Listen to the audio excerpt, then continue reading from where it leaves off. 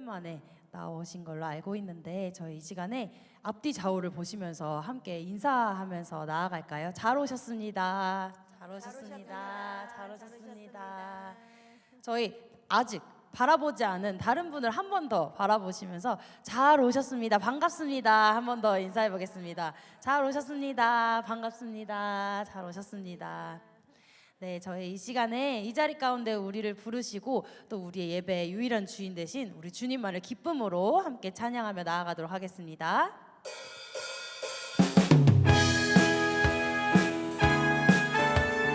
이 시간 우리의 왕 되시고 생명 되시는 우리 주님을 기쁨으로 함께 박수치며 찬양하며 나아가도록 하겠습니다. 손을 높이 들고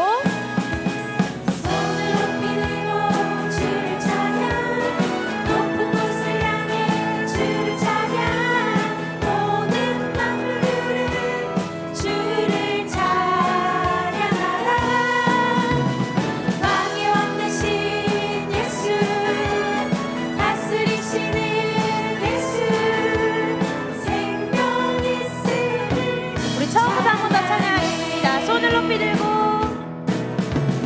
손을 높이 들고 주를 찬양 높은 곳을 향해 주를 찬양 모든 만물들은 주를 찬양하라 왕의 왕 되신 예수 다스리시는 예수 생명 있음을 찬양해 할렐루야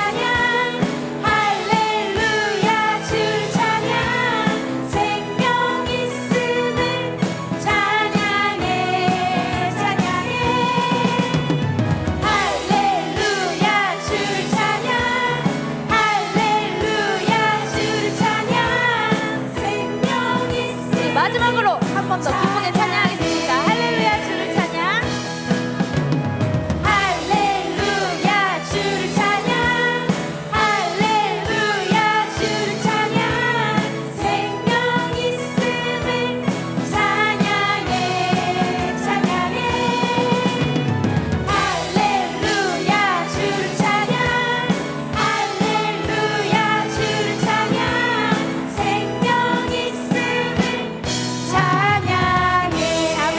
우리의 생각되신 주님만을 찬양합니다. 할렐루야. 우리 이 시간에는 오랜만에 모인 서로를 향해서 다시 한번 축복하면서 나아가 볼까요? 저희 손을 뻗고 앞뒤 좌우를 보시면서 함께 축복하며 나아가도록 하겠습니다.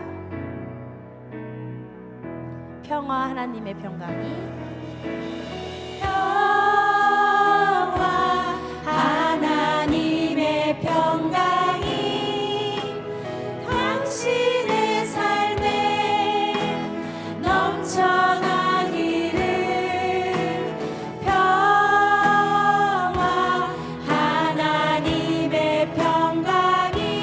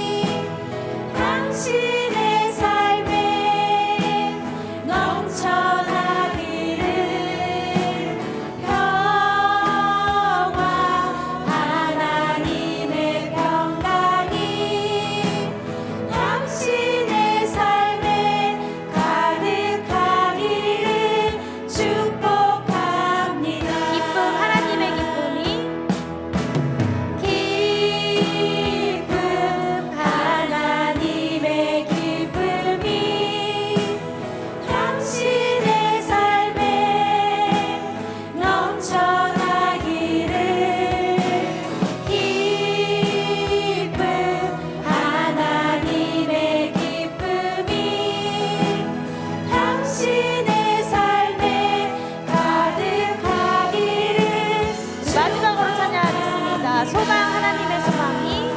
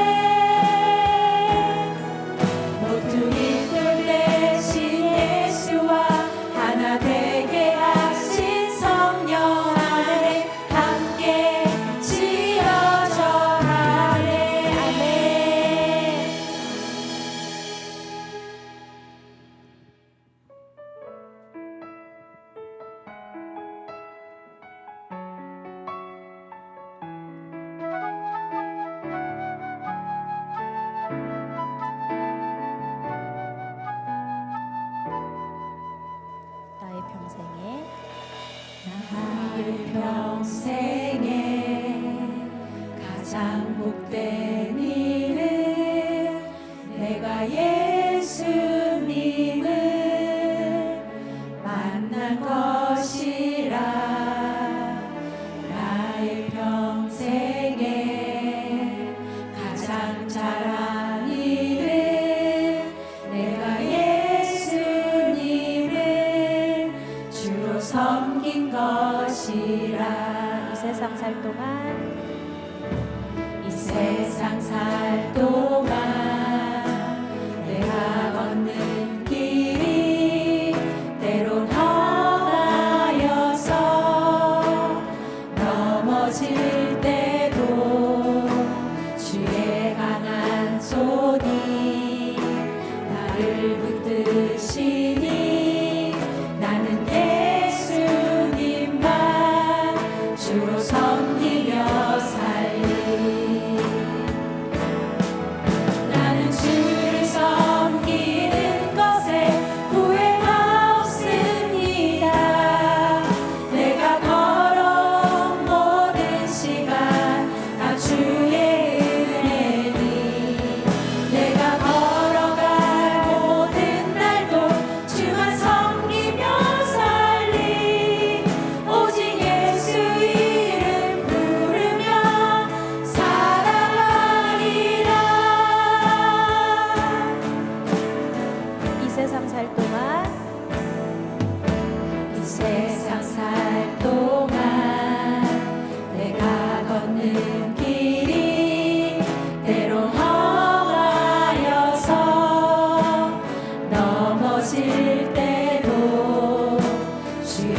강한 손이 나를 붙드시니 나는 예수님만 주로 섬기며 살리. 나는 주를 섬기는 것에 나는 주를 섬기는 것에 후회가 없습니다. 내가 걸어온 모든 시간 다 주의 은혜이. 내가 걸어갈 모든 날도 주만 섬기며 살리. 오직 예수 이름 부르면 살아나리라. 이것이 나의 간증입니다. 이것이 나의 간증이요. 이것이 나의 찬송일세. 나 사는 동안 끊임없이 구주를 찬송하리. 이것이 나의 간증이요. 이것이 나의 간증이요. 이것이 나의 찬송일세. 나 사는 동안 끊임없이 구주를 찬송하리. 주님의 나라와 주님의 나라와 뜻이 나의 삶 속에 임하시며 주님 알기를 주만 보기를 소망해.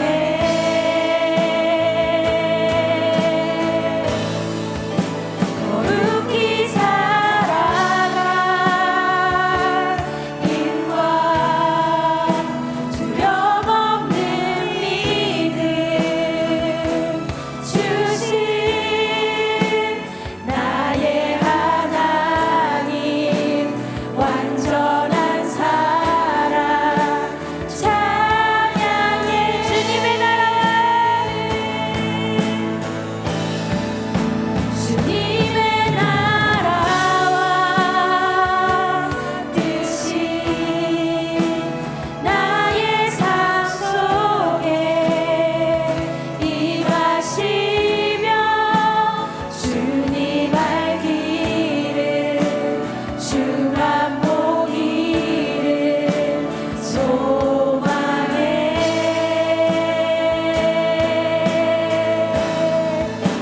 거룩히 살아갈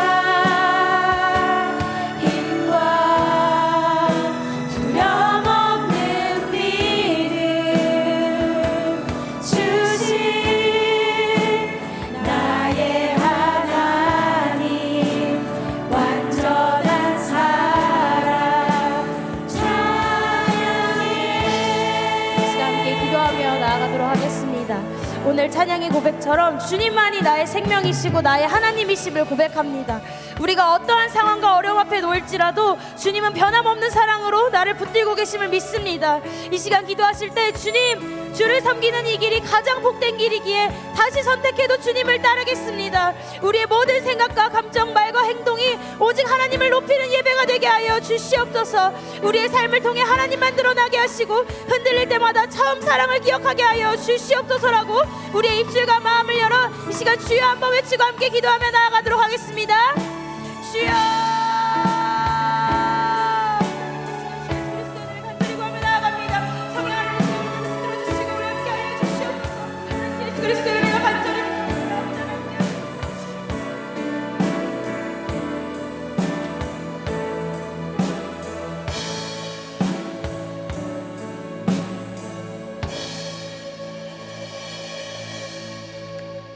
살아서 역사하시는 하나님 아버지, 2026년 새해를 맞이하여 이 시간 상반기 목장 개강 예배를 불러주심에 감사드립니다.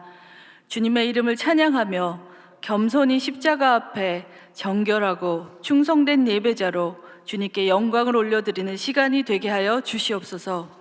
사랑의 하나님, 마을 안에 하나님께서 묶어주신 사랑의 공동체인 목장을 허락하심에 감사드립니다. 지난해 바쁘다는 이유로 예배에 충실하지 못하고 모이기에 힘쓰지 못했음을 회개합니다. 다시 저희 모두가 목장을 사랑하는 마음이 변하지 않게 하여 주시고 모이기를 힘쓰는 목장들이 되게 하여 주시옵소서. 무엇보다 2026년 한 해는 주님이 바라시는 사랑의 열매가 목장마다 풍성히 맺히기를 기도합니다. 허물이 많고 연약한 저희를 주님의 강한 팔로 붙들어 주시고 목장들이 든든하게 연합하여 주님의 사랑으로 충만한 마을이 되도록 축복하여 주시옵소서. 주님, 목장 안에 생명의 교제가 있기를 원합니다. 하늘에 속한 언어가 있기를 원합니다. 마음을 다하는 섬김이 있기를 원합니다. 서로 간에 나누는 대화 속에 주님의 위로하심과 음성을 들을 수 있도록 성령 충만함이 있기를 간절히 기도합니다. 목자들을 위해 기도합니다. 주님의 희생과 섬김을 본받아 귀한 목자로 세워주심에 감사드리며 섬김에 필요한 영육간의 강건함을 허락하여 주시고 상황과 형편의 넉넉함의 복과 주님께서 맡겨주신 영혼들을 품을 수 있는 믿음의 덕을 허락하여 주셔서 목장들이 말씀의 공동체, 교제와 나눔의 공동체, 기도의 공동체로 건강하게 세워지게 하여 주시옵소서. 그 축복이 온 마을에 가득 넘치게 하여 주시옵소서. 성도의 교통함과 연합을 기뻐하신 하나님, 1마을부터 신혼 부부마을까지 섬기시는 주의 종들과 그 가정들을 축복하시고 하나님께서 주시는 능력과 사랑으로 맡겨주신 마을을 전심으로 섬기는 주님의 마음을 시원케 하는 주의 종들이 되게 하여 주시옵소서. 2026년 새롭게 세워진 마을 총무들과 주님이 주시는 기쁨으로 섬기게 하시고 항상 기도하며 마음을 쓰고 수고하는 손길에 마을이 하나 되는 축복을 더하여 주시옵소서. 특별히 올해는 새가족부와 마을사역과 한영원 전도대 전도사역부가 함께 힘을 모아 복음을 전하고 주께서 보내주신 한 영혼들을 마을과 목장에 잘 정착할 수 있도록 연합사역을 하리 하오니 주님의 사랑의 줄로 든든하게 엮어주셔서 많은 열매가 맺게 하여 주시옵소서. 오늘 오전 안미유럽팀이 출발했습니다. 팀원들의 안전과 모든 사역을 지켜주시고 그들의 섬김으로 복음의 씨앗이 뿌려지고 열매 맺게 하여 주시옵소서.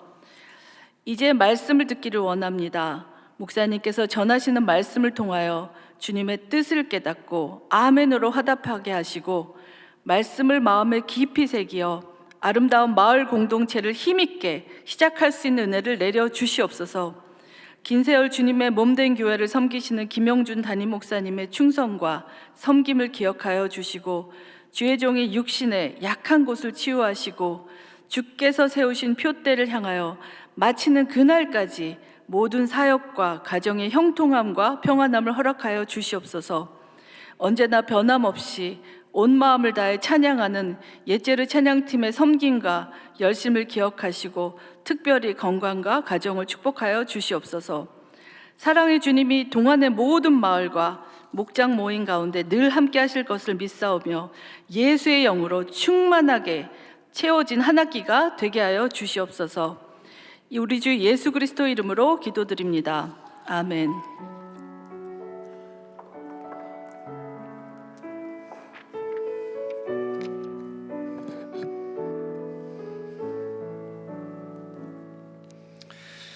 예, 오늘 우리에게 주시는 하나님의 말씀은 창세기 23장 1절에서 20절 말씀입니다. 다 함께 일어나셔서 하나님의 말씀을 경청하시겠습니다.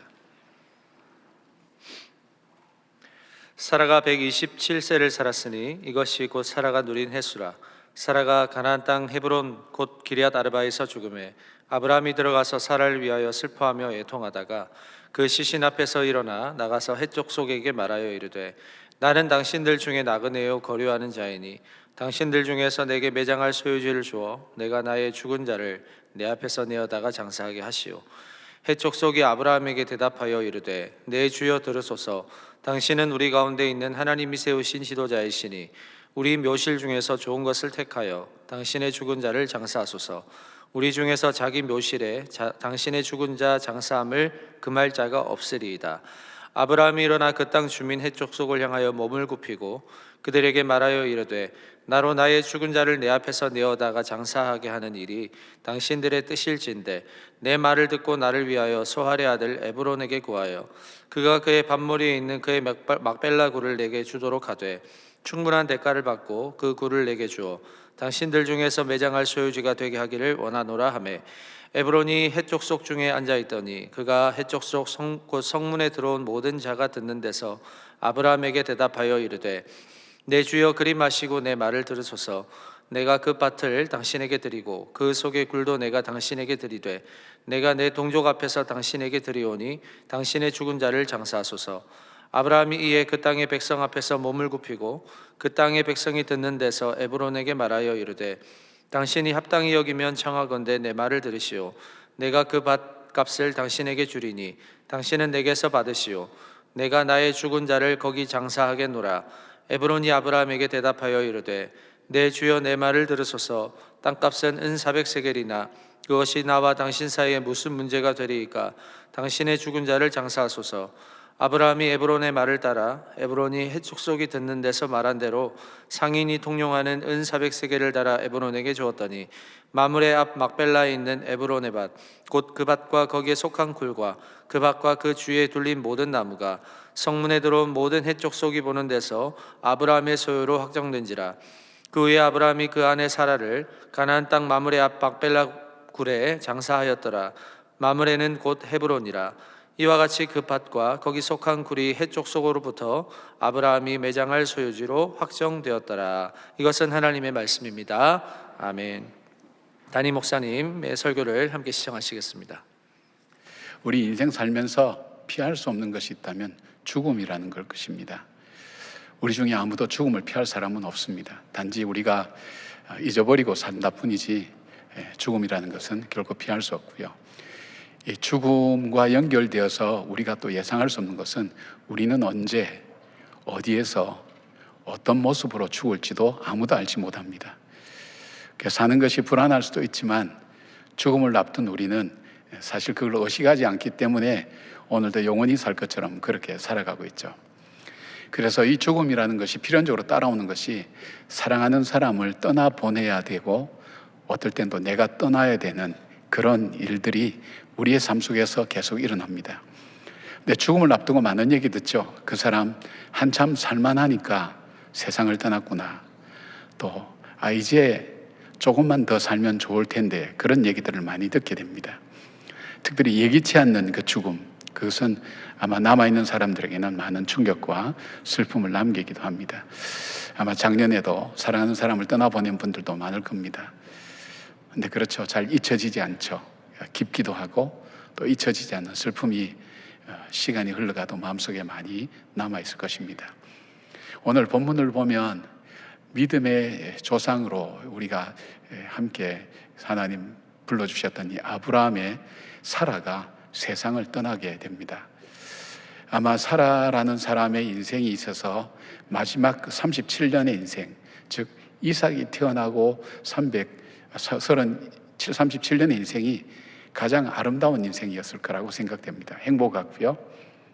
그리고 이 사라가 죽고 난 다음에 이 묘지를 구하는 거 보면 사라는 예고된 죽음이 아니라 갑작스럽게 세상을 떠났다는 것을 우리는 보게 됩니다.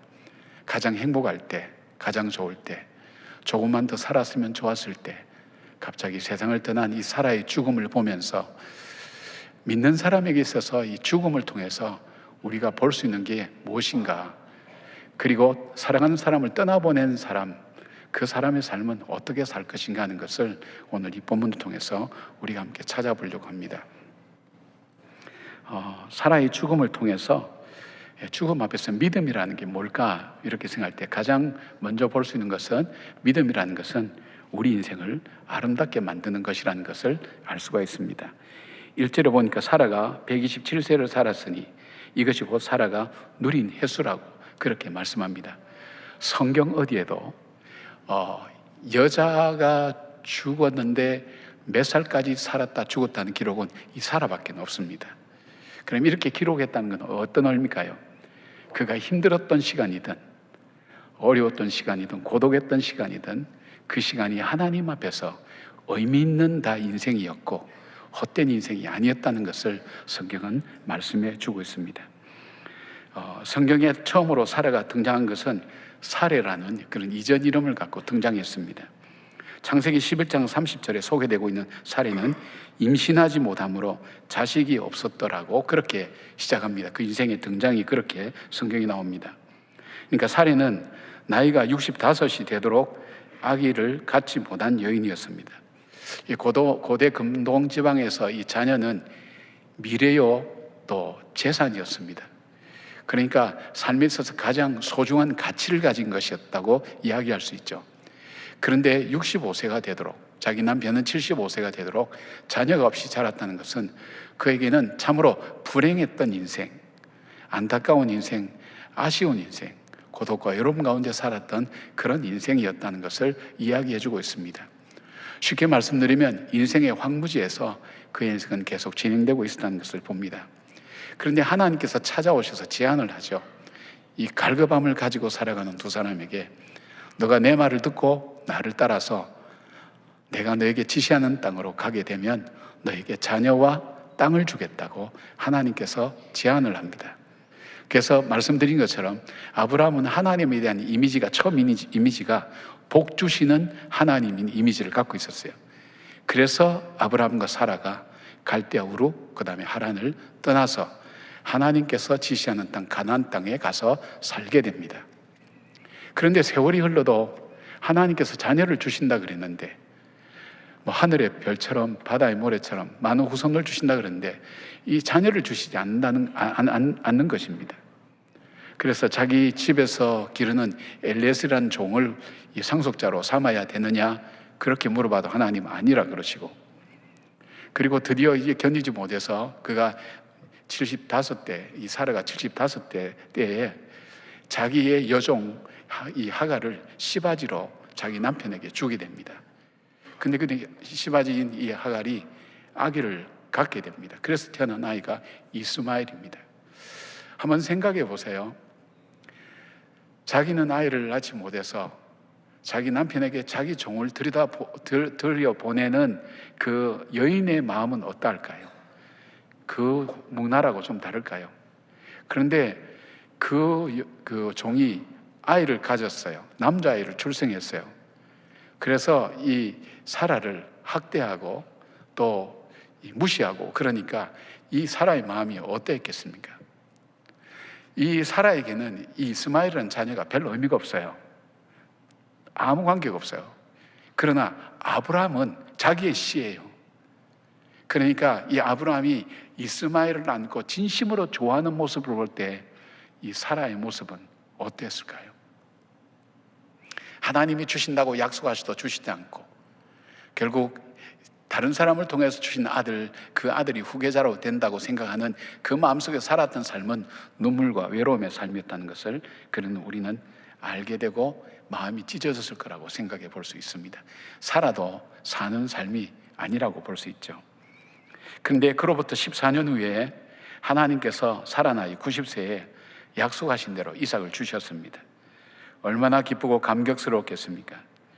그런데 이삭이 37살 되었을 때 사라가 갑자기 하나님의 부름을 받게 되었습니다. 아마 사라의 37년의 세월은 127년을 살았던 그 어느 때보다도 행복하고 영적으로 풍성했을 것입니다. 2절 보니까 사라가 가나안 땅 헤브론 곧 기럇 아르바에서 죽음에 아브라함이 들어가서 사라를 위하여 슬퍼하며 애통하다라고 그렇게 말씀하고 있죠. 갈대아 우르에서 시작된 미래가 없는 사라 인생은 하나님이 약속하신 땅 가나안 땅에서 42년을 살았고 그랄과 보엘세바를 거쳐 살다가 마지막에는 헤브론에서 그의 삶을 마쳤습니다. 그리고 그의 마지막은 헤브론 마물에 있는 동굴에 장사 지내게 되었다고 성경은 말씀합니다. 이 가나안 땅은 하나님의 약속의 땅입니다. 헤브론은 교제한다는 뜻이고요, 마물에라는 것은 풍성하다는 뜻입니다. 하나님과 깊게 교제함이 풍성한 곳, 아주 지명이 갖고 있는 상징적인 의미죠.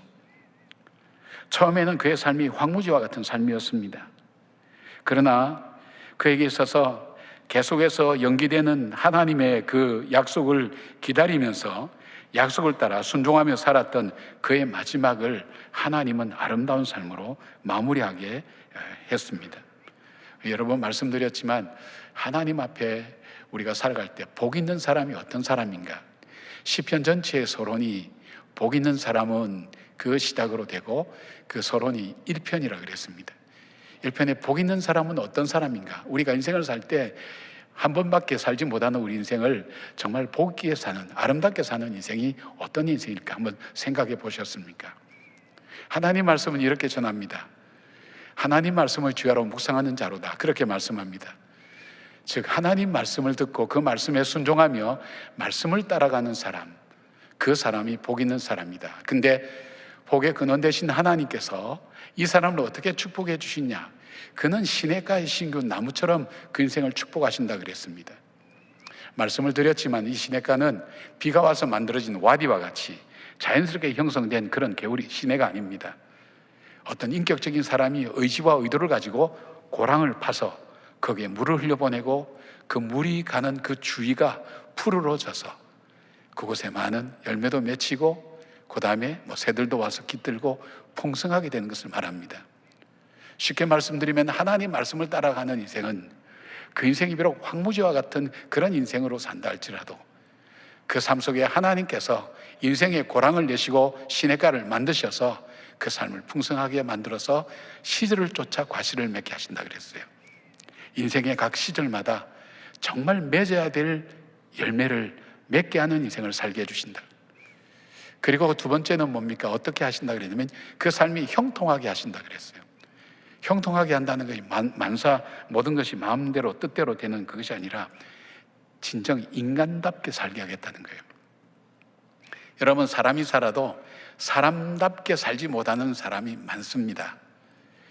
돈이 많건 높은 자리에 있건 우리가 볼 때 참 저 사람은 인간답게 살았으면 좋겠다는 사람을 여러분 많이 봅니다. 또 내 자신이 다른 사람이 볼 때 또 그런 삶일지도 모르죠. 그래서 인간답게 산다는 게 참 중요합니다. 그게 우리 힘으로 안 됩니다. 근데 하나님께서 그 말씀을 따라가는 사람에게는 인간답게 살게 하시겠다고 그렇게 축복 약속하셨습니다. 그래서 시편 기자는 시편 119편에 이렇게 고백합니다. 주의 말씀은 내 발의 등이요 내 길의 빛이라고. 그리고 심지어는 내가 고난을 통해서 더 큰 유익을 얻었는데 그것이 뭐냐면 내가 주의 법을 깨달았다고. 그의 법은 나를 살리는 생명이요 나의 반석이요 소망이라고 그렇게 고백합니다. 이 말씀을 따라가는 인생, 바로 그 인생을 통해서 하나님께서 우리 인생을 아름답게 만드신다고 오늘 사라를 통해서 말씀하고 있습니다. 하나님의 말씀을 따라가며 행복하게 살았던 그 사라의 마지막처럼 그런 인생 살기를 하나님께 기도하면서 말씀 따라가는 저와 여러분 되기를 주님의 이름으로 축복합니다. 두 번째로 믿음이라는 게 뭘까 할 때 믿음은 슬픔과 절망에서 일어나게 만드는 힘이 있습니다. 2절 3절 보니까 사라가 가나안 땅 헤브론 곧 기럇 아르바에서 죽음에 아브라함이 들어가서 사라를 위하여 슬퍼하며 애통하다가 그 시신 앞에서 일어나 나가서 해촉 속에 말하여 이르되 되어 있습니다. 아브라함은 사라의 죽음 앞에 몹시 슬퍼했죠. 슬퍼하다라는 이 사파드라고 하는 이 단어는 가슴을 치며 예곡하는 행위를 말합니다. 그리고 애통하다라는 이 빠가라고 하는 이 단어는 큰 소리로 슬피면서 눈물 흘리는 행위를 말합니다. 이런 표현을 쓰는 것은 아브라함이 사라를 떠나보내고 얼마나 깊은 상실감에 젖어서 고통스러워하는지를 잘 보고 있습니다. 유명한 상담학자인 허버트 앤더슨 교수는 사람이 슬픔에 대해서 세 가지 감정의 원천이 있다고 합니다. 상실 자체에 대한 생각, 소중한 대상이 없어져 버린 것에 대한 생각, 그리고 예기치 않는 상실에 대한 경험 때문이라고 그렇게 말합니다. 그렇게 말한다면 오늘 아브라함에게 있어서 그 슬픔은 끊어지지 않을 것 같은 슬픔입니다. 왜냐하면 자기 아내와 적어도 70년 이상을 같이 살면서 사라의 아픔을 그는 옆에서 지켜봤습니다. 자녀가 없이 복이 없는 여인이라고, 미래가 없는 여인이라고, 팔자가 사나운 여인이라고 이야기를 들으면서 살았던 그 삶, 그 가운데서 가슴 아파하면서 가슴 졸이고 살던, 아마 아브라함이 갈대아 우르를 떠날 수밖에 없었던 것도 이 사라의 모습을 보면서 떠났을 겁니다. 자녀를 주겠다는 그 약속을 때문에 떠났을지도 모르겠습니다. 이삭을 낳기까지 겪었던 그의 아픔을 공감했기 때문에 그렇게 슬퍼했는지도 모릅니다. 그보다 더 슬퍼했던 이유가 있다면 2번이나 자기 아내를 팔아먹은 것 때문에 그렇습니다. 자기가 살기 위해서 아내를 누이라 속이고 그렇게 이 사라를 공경에 몰아넣었던 것. 그러니까 못 해준 것만 생각나요. 장례식 가서 이렇게 만나서 얘기 보면 그런 얘기합니다. 못 해준 것만 생각난다 그래요. 내가 잘못한 것만 생각난다 그래요. 아마 아브라함에게도 그런 마음이 있기 때문에 그 슬픔에서 벗어날 수가 없었던 것입니다. 우리는 슬플 때에 울게 됩니다. 슬플 때 슬픔을 표현하게 됩니다. 우리 예수님도 친구 나사로가 죽었을 때 울었다고 그렇게 말합니다. 예수님도 슬픈 일을 만날 때 함께 울었습니다. 안타까운 일들 있을 때도 울었습니다. 암 전문의인 이병옥 박사님 쓰신 울어야 삽니다라는 책을 보니까 그가 암 환자를 치료하면서 공통적으로 볼 수 있는 것은 그 마음 안에 털어냈어야 하는 불평, 불만, 시기, 미움, 질투, 증오, 슬픔, 화, 분노, 저주 같은 이런 감정들이 미처 밖으로 다 나가지 못한 채 몸 안에, 마음 안에 숨죽여 있다가 그 삶을 상하고 곪게 만들고 썩게 만들게 되면서 이런 감정들이 천천히 몸에 생명력을 빼앗아가면서 몸으로 나타난다는 것입니다. 그래서 그는 암을 치료하면서 병도 치료해야 되지만 마음을 먼저 치료해야 된다고 그렇게 말합니다. 하나님께서 우리 인간에게 가장 좋은 치료제를 2가지 주셨는데 웃음과 울음이라는 것입니다. 마음이 아픈 사람과 상처가 가득한 사람에게서 발견하는 2가지 공통점은요, 이 사람은 웃음과 울음이 없습니다. 옆에 사람 한번 쳐다보시기 바랍니다. 이 사람은 잘 웃게 생겼나 아니면 울상인가? 누가 그러잖아요. 울을 보면 울상이요, 뒤를 보면 뒤질상이요, 밑을 보면 미칠성이요, 앞을 보면 앞을상이다. 뭐 그렇게 얘기하잖아요. 남이 웃으면 뭐가 그렇게 좋다고 웃을까? 뭐 그렇게 생각하고요. 남이 울면 슬퍼도 뭐가 그렇게 저렇게까지 슬플까? 그런 생각하면서 반응이 없어요. 웃음이 별로 없어요. 우리 교인들은 그렇죠. 아멘도 별로 안 하지, 웃지도 않지. 그렇죠. 제가 여러분 안 웃으니까 웃으면서 설교하니까 사람들이 제가 좋아서 사는 줄 알아요. 표현하는 게 참 중요합니다. 제가 아주 오래된 얘기인데 미국에 911 있었잖아요. 무역센터가 무너졌을 때, 그때 미국에 있을 때 한 권사님이 자녀의 딸이 이제 거기서 묻혀서 죽었는데 안 받아들여요. 슬퍼하지도 않고 딸이 죽었다는 것을 안 받아들여요. 그러니까 뭐가 되냐면 슬픔이라는 것이 시작이 안 돼요. 상처난 그대로 안고 살다가 돌아가시는 거예요. 슬퍼해야 이게 풀려요. 풀려야 새롭게 시작할 수가 있어요. 여러분, 이 아브라함이 그렇게 했는데, 그러나 언제까지나 통곡하며 슬퍼할 것 같은 아브라함이 이 슬픔 속에 언제나 잠겨있지는 않았어요. 히브리서 11장 16절 보니까 아브라함이 더 나은 본향을 사모했다고 말합니다. 믿음으로 이삭을 통해서 확신하게 된 부활신앙이 있었고요, 그리고 천국에 대한 확실한 소망을 갖고 있었어요. 그래서 그는 그 슬픔과 예통의 자리에서 일어납니다. 변함없이 사랑하시는 하나님, 상실의 아픔 속에서도 언제나 동행하시는 하나님, 힘들고 어려운 순간에도 늘 함께 해주시는 그 하나님을 그는 믿고 다시 일어서게 되는 겁니다. 믿음을 가진 사람, 잘 슬퍼하면서도 믿음을 가진 사람이 일어나서 미래를 향해 일어설 수가 있게 되는 것입니다. 마가복음 5장 41절 보면 예수님은 아람어로 회당장 야이로의 딸이 죽었을 때 가셔서 이렇게 외칩니다. 달리다굼, 그죠? 소녀야 일어나라. 쿰, 그죠? 일어나라. 죽음이 끝나고 새로운 삶의 시작을 알리는 주님의 선언입니다. 여기에 3절에 일어나 나가서라고 번역된 와야콤이라는 것은 원래대로 번역하면 그리고 나서 그는 일어났다, 그런 뜻입니다. 즉 아브라함의 쿰, 죽은 사람이 일어나는 것처럼 일어나는 겁니다. 슬픔에 젖은 사람은 못 일어납니다.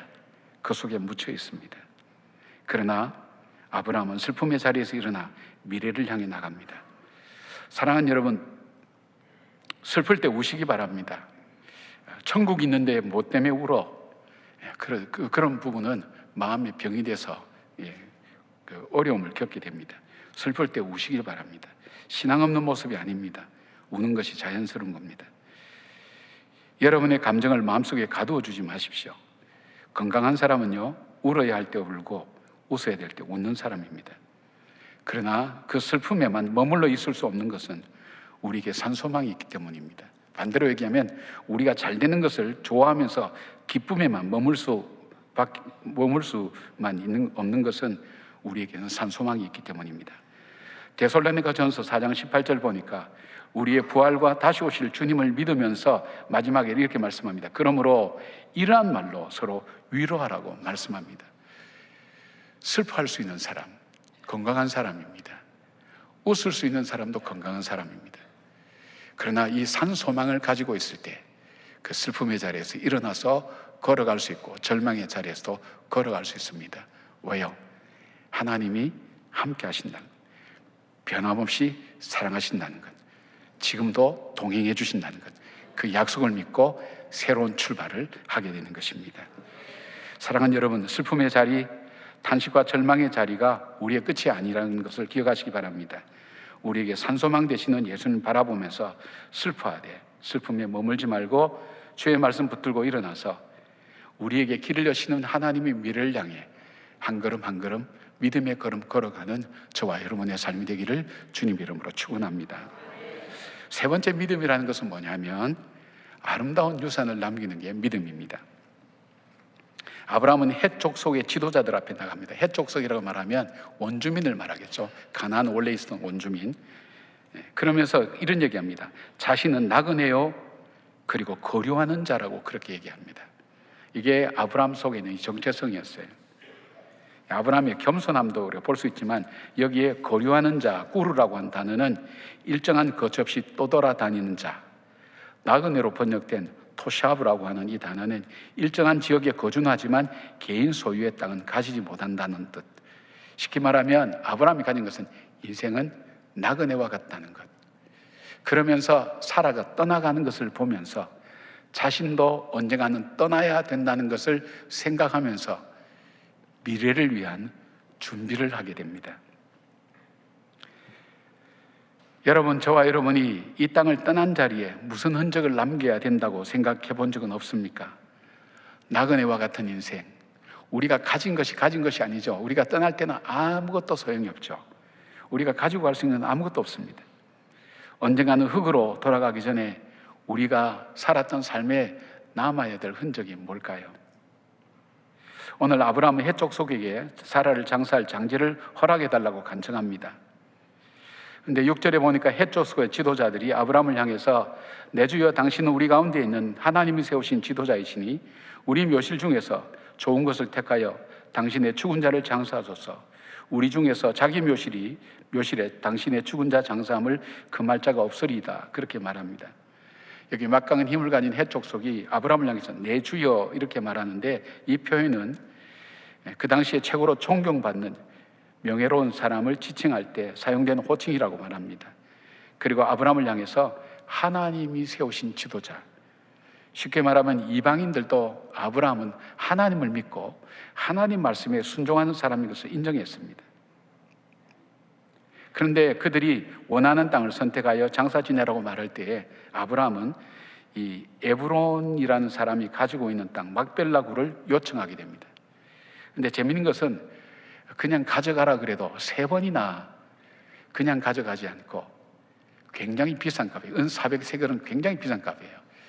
우리가 이렇게 꼭 당신에게 팔겠습니까? 그러나 우리가 보통 사고 팔 때는 은 400세겔 정도는 받는데 이러면서 얘기합니다. 근데 아브라함이 그냥 가져가라는 바로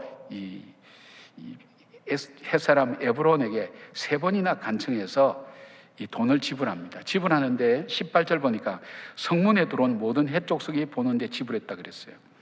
과거에는 성문이 사람들이 가장 많이 모이는 자리고 여기가 심판의 자리도 되고 또 지도자의 자리도 됩니다. 그러니까 핵심적인 사람들이 다 모이는 그 성문에서 사람들 보는 앞에서 은을 달아줍니다.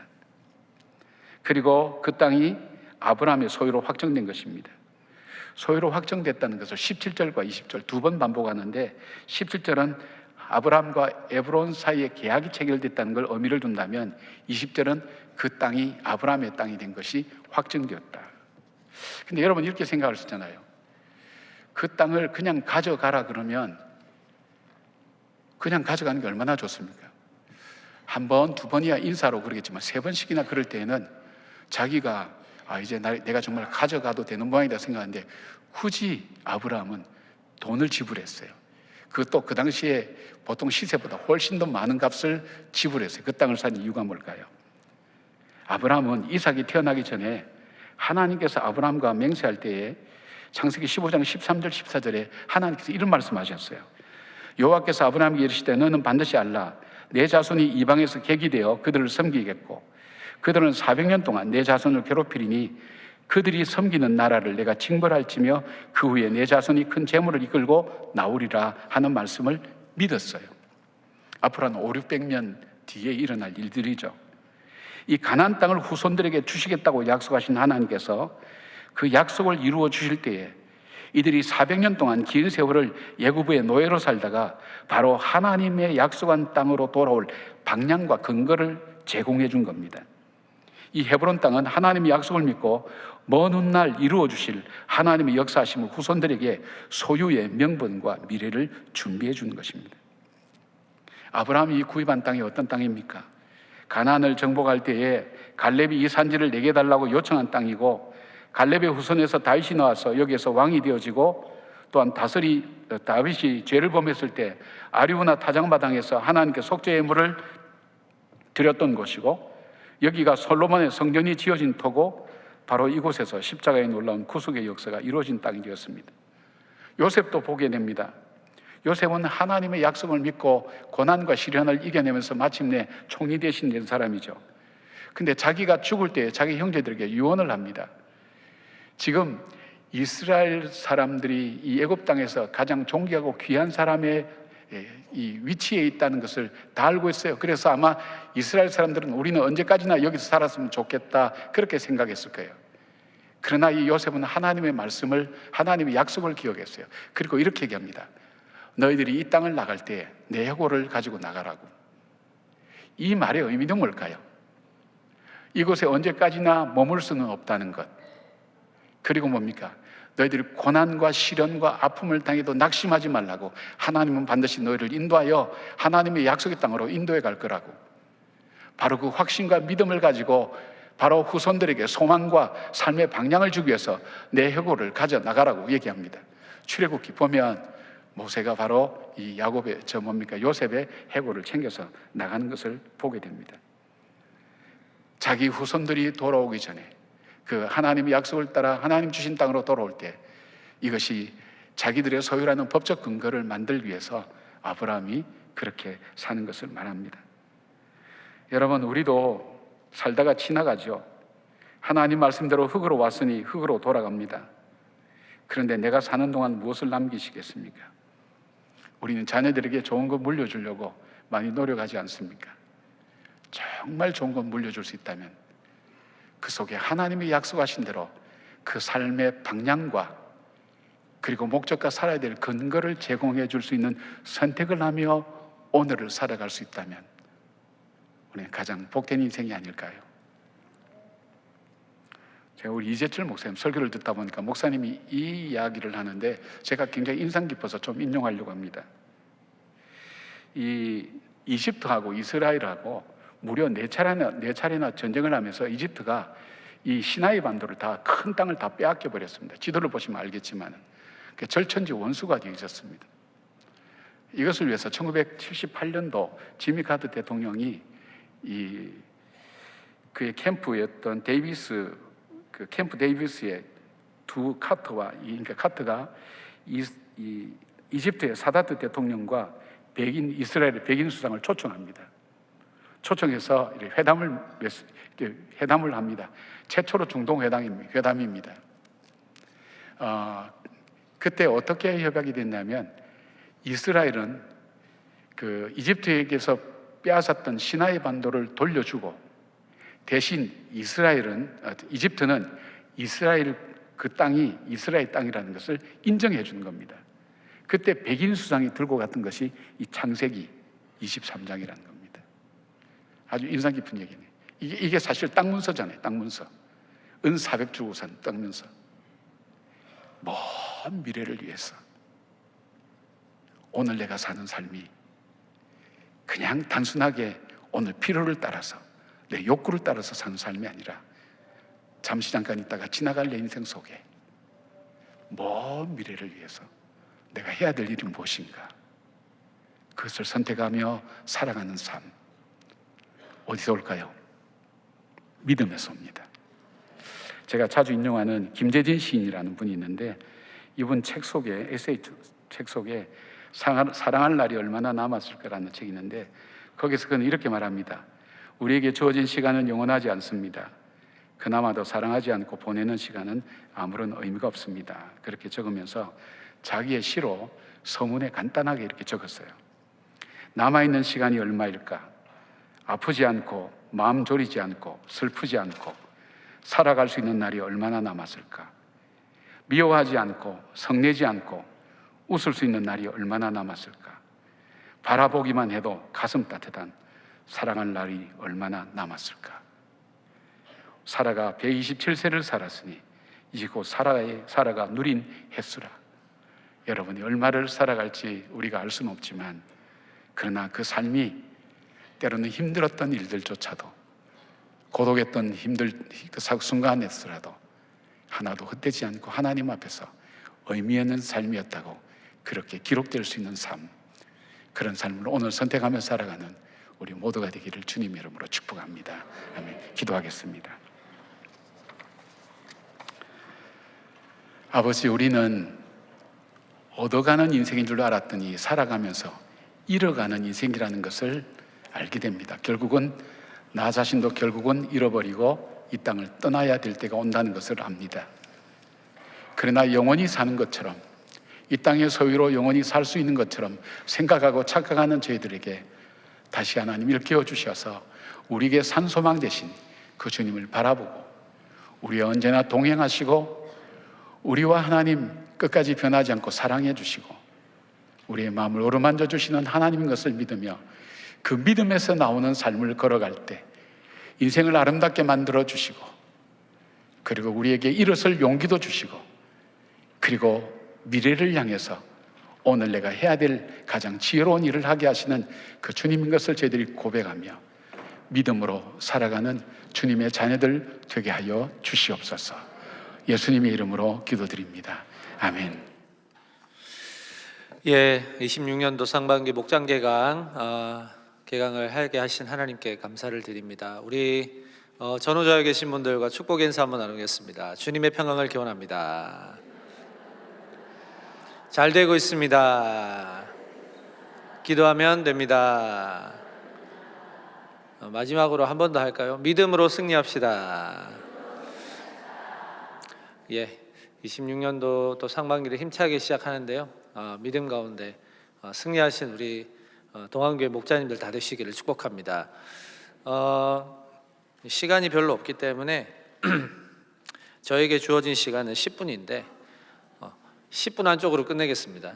그래도 목장 개강이니까 이제 개강하시는 이제 목장마다 또 우리 담임 목사님께서 요즘 믿음에 대한 시리즈를 계속 저희들에게 해주고 계시는데 참 얼마나 유익한지 모릅니다. 믿음에 대한 개념을 또 정리할 수 있고 믿음의 원리, 또 우리가 실생활 속에서 이 믿음을 어떻게 발휘할 것인가, 믿음이 우리에게 어떠한 힘이 되는 것인가, 우리가 이것들을 생각하고 또 실천할 수 있어서 참 감사한데, 특별히 우리에게 이 상실이라는 이 키워드, 이것은 어찌 보면 우리에게는 피할 수 없는, 어찌 보면 맞닥뜨려야 하는 그런 시간이 아니겠습니까? 하지만 이 상실의 시간 속에 이 상실이라는 것은 믿음의 항목 안에 반드시 들어 있습니다. 왜 그러냐면 상실이라는 것은 잃어버린다는 뜻이고 없어진다는 뜻인데, 믿음이라는 것은 채워진다는 의미이고 또 무언가를 기대하게 하는 그런 소망이 생기는 것이기 때문에 그렇죠. 우리가 이 상실이라는 아픔을 만날 때 이 상실은, 믿음은 상실을 견디는 것을 넘어서서 어찌 보면 상실의 그 빈 공간에 비전과 소망을 채우는 놀라운 힘이 된다는 사실을 기억하셨으면 좋겠습니다. 그래서 오늘 이제 목사님께서 말씀하신 세 가지 우리 그 주제에 따라서 우리가 함께 좀 말씀의 나눔과 적용을 좀 해보려고 하는데요. 인도자 가이드를 좀 보시면 첫 번째로, 아름답지 않았던 나의 과거가 아름다워질 수 있었던 이유가 무엇일까? 사라의 삶에 찾아오신 하나님의 말씀이 지금 나의 삶에 어떤 아름다움을 주고 있는지 나눠보셨으면 좋겠습니다. 사실은 사라도 마찬가지로 아름답지 않았던 삶이었습니다. 하지만 그 아름답지 않았던 삶이 하나님 보시기엔 참 아름다운 삶으로 마무리가 되는 것을 우리가 보게 됩니다. 헛되지 않은 시간이었다. 지질이 복도 없고 희망도 없던 여인이었지만 그 하나님의 약속을 믿고 선택할 수밖에 없었던 그 절박함이 이 사라의 삶을 아름답게 인도해 나감을 우리가 보게 됩니다. 그래서 우리는 비록 우리의 삶이 아름답지 않더라도 지금 절망할 것이 아니고 하나님께서 허락하시는 그 약속의 말씀을 붙잡고 우리가 순종하며 나갈 때 하나님은 반드시 우리의 삶을 아름답게 인도해 나가신다라는 것이죠. 그래서 지금 내 삶이 아름답지 못하다라고 자책할 것이 아니고 먼 미래를 바라보고 하나님께서 나의 삶을 온전하게 인도해 나가시는 그 귀한 손길을 우리가 기대하면서 하나님이 나를 분명히 아름답게 하실 것이다, 우리가 이 믿음을 발휘하고 믿음으로 하나님의 약속을 잘 기억하면서 나가는 우리 모두가 되었으면 좋겠습니다. 두 번째로요, 상실이 주는 슬픔과 애통을 경험하고 난 후 발견하게 된 믿음의 원리가 있습니까? 그 시신 앞에서 일어나 이 이야기가 가능할 수 있었던 믿음의 순간들이 있다면 나눠보셨으면 좋겠습니다. 사실 이 사라가 죽은 후에 아브라함이 상당히 애통하고 슬퍼하는데 이 그 슬픔을 슬픔으로 받아들이고 애곡하고 애통하는 시간들이 있었습니다. 하지만 그 애통한 후에는 그 시신 앞에서 일어났습니다. 그리고 사라의 장례를 준비하고 햇사람에게서 그 막벨라 굴을 비싼 값에 사게 되죠. 이 이야기가 어떻게 가능할까? 하나님께서 이 아브라함에게 주셨던 약속의 말씀이 이 아브라함의 삶의 근거가 되고 방향이 되었기 때문입니다. 그래서 그 시신 앞에서 슬프지만 우리는 일어날 수 있는 힘, 그것이 바로 믿음이다라고 하는 것입니다. 분명히 우리 사랑하는 우리 목자님들의 삶에도 이러한 상실의 아픔이 진행이 되고 있으시거나 또 그 상실이 또 실제화되어서 여러분들의 마음을 힘들게 하고 계시는 분들이 있을지도 모르겠지만, 오늘 이 아브라함을 보면서 그 상실된 아픔 속에서도 다시 일어나게 할 수 있는 힘이 나에게 있을까? 그것이 믿음이라면 내가 어떻게 이 믿음을 붙잡아야 할까? 이것을 한번 좀 나눠보셨으면 좋겠습니다. 사실은 상실의 아픔을 겪을수록 우리는 하나님 앞에 예배의 제단을 쌓는 것이 참 중요할 것 같습니다. 왜냐하면 이 상실의 공간이 나중에는 기쁨의 공간으로 바뀔 것이기 때문이에요.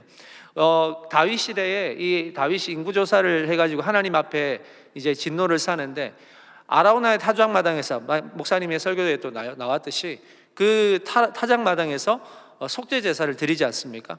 이 아라우나의 이 이름의 뜻이 뭐냐면 나는 기뻐 외치리라는 뜻입니다. 그러니까 하나님 앞에 제사를 드렸던 그 예배의 공간이 나중에는 어떻게 됩니까?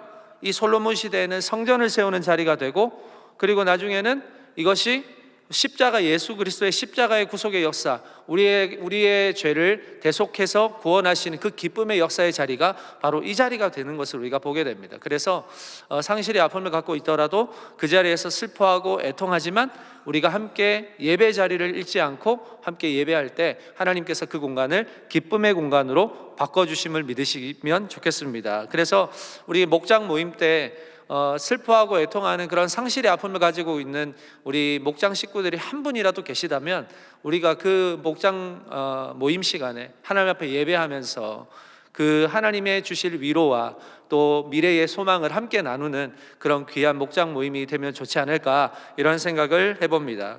그래서 데살로니가 4장 18절에 그러므로 이러한 말로 서로 위로하라. 우리에게는 부활이라는 소망이 있고 하나님께서 다시 우리를 일으키실 것이라는 먼 미래의 소망을 향해서 우리가 가고 있기 때문에 좌절하고 절망보다는 하나님 앞에 예배의 제단을 쌓으며 함께 서로 위로할 수 있는 우리 많은 목장들이 되셨으면 좋겠습니다. 마지막으로 세 번째, 지금 나의 신앙에서 자신 있게 남길 수 있는 아름다운 유산은 무엇입니까? 아직 없다면 어떤 아름다운 유산을 남기고 싶으신지 나눠봅시다. 이 햇사람에게서 이 아브라함이 이제 무덤을 사고자 할 때 이 햇사람들이 이 아브라함에게 어떻게 대접합니까? 아주 하나님이 세우신 지도자라고 인정하지 않습니까? 이것은 뭐냐면 아브라함이 그가 살아왔던 모든 삶의 시간들이 하나님 보시기에 상당히 온전했고 아름다웠던 삶이었다라는 것을 말해주는 것입니다. 우리를 인정하시는 분은 하나님이시지만 우리를 또한 인정할 수 있는 사람들은 어떤 사람들일까요? 하나님을 모르는 사람들이 우리를 봤을 때 이 사람은 정말 하나님을 경외하는 사람이구나, 하나님의 사람이구나, 하나님을 정말로 믿는 사람이구나라는 것을 인정할 때입니다. 우리가 그렇기 때문에 세상의 빛이요 세상의 소금으로 살아가게 되는 것입니다. 세상의 빛으로서 비춰주고 세상의 소금으로서 세상의 맛을 내는 사람이라면 마땅히 그들을 통해서 하나님의 영광이 나타날 수밖에 없다는 것입니다. 그래서 우리의 이 착한 행실을 통해서 우리가 누구와 교제하고 누구를 만나든지 우리가 하나님의 영광을 드러낼 수 있는 그런 삶, 그것이 바로 우리가 후대에 물려줄 수 있는 믿음의 유산이 아닐까라는 생각을 해봅니다. 그래서 우리 권사님들, 집사님들께서 또 우리가 키우는 자녀들 또 자녀손들에게 어떤 믿음의 유산을 남겨줄까? 다른 것도 좋겠지만 우리의 착한 행실, 우리 안에 믿음의 행실, 이것들을 우리가 잘 물려줘서 이것들을 정말로 하나님이 보시기에 기뻐하시는 귀한 믿음의 대를 이어나갈 수 있는 귀한 힘으로 작동되는 우리 모든 목장님들의 삶이 되셨으면 좋겠습니다. 그래서 이렇게 개강을 하고 이 말씀으로 서로 나누셔서 상실의 아픔 속에 하나님께서 채워주시는 그 믿음의 놀라운 힘이 우리 이번 상반기 목장 모임들을 통해서 아름답게 열매 맺어 나갈 수 있는 우리 귀한 목자님들의 삶, 그리고 목장의 모든 모임들이 되실 수 있기를 주님의 이름으로 축복합니다. 이 시간 저는 여기까지 하고요. 이 시간 우리 26년도 상반기 사역을 위해서 좀 보고하는 시간을 갖겠습니다. 우리 순차적으로 새가족 사역을 우리 한소영 목사님께서 보고하신 뒤에 우리 전도에 대한 사역을 임선목 목사님께서 보고하시겠습니다.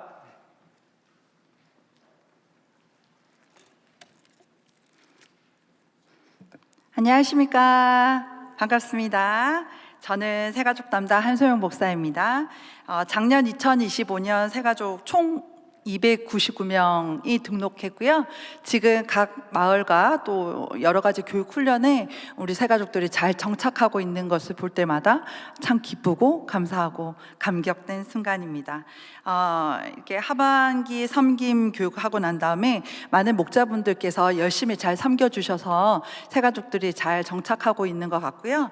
낯선 환경에서 이제 적응하는 우리 새가족들과 그런 새가족들을 이렇게 맞이하시는 여러분들의 좀 어려움들이 있으신 거를 좀 많이 알게 됐습니다. 그래서 이후에 더 깊은 만남을 위해서 등록 과정과 이후 시간에 대해서 여러분들이 좀 편하게 새가족들을 맞이하고 또 적응할 수 있도록 돕는 역할을 잘 할 수 있도록 저희 새가족부에서 그동안 좀 고민을 많이 했고요. 그리고 2026년 1월 첫 주부터 새로운 새가족 섬김 사역을 시작했습니다. 한 달 정도 이 과정을 거쳤고 여러분들에게 이 과정에 대해서 말씀드리고자 합니다. 기존의 새가족 마을 인계는요, 처음 새가족이 등록하면 바로 마을 목장 배정이 되고 마을로 바로 인계가 됐습니다. 그러다 보니 새가족도 마을을 맞이할 준비가 안 됐고 마을도 새가족을 받을 이제 준비 과정이 좀 짧다 보니 어려움이 있었습니다. 그래서 이 부담을 완화하고자 다음 슬라이드 보여주시겠어요? 3W, 3M. 좀 어려운가요?